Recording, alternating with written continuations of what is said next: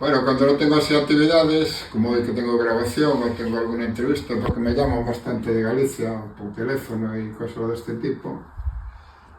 coincide con el lanzamiento de 2 libros en Galicia y cuando puedo, pues dedico todo el día a escribir, que no son demasiados días, pero bueno, como la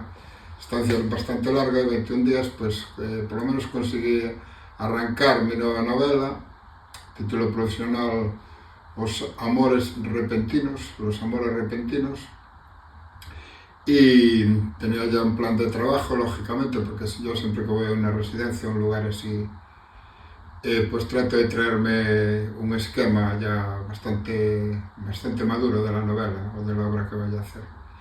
Y entonces me levanto a las 8 de la mañana, es una cosa bastante espartana, ¿no? A las 8 de la mañana me levanto y a las 8:30 estoy ya ahí al pie del ordenador con mis libros ahí elucubrando y poniendo cosas. Y trabajo como 4 horas hasta que la cabeza ya me dice que ya no da más.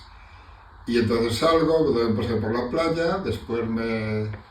como, un pequeño descanso de media hora y me pongo otra vez. Procuro acostarme temprano, trabajar siempre con luz de día, que es una de las ventajas de estar jubilado, no tengo que escribir por las noches. Por la mañana me encuentro más fresco y vuelvo para ello.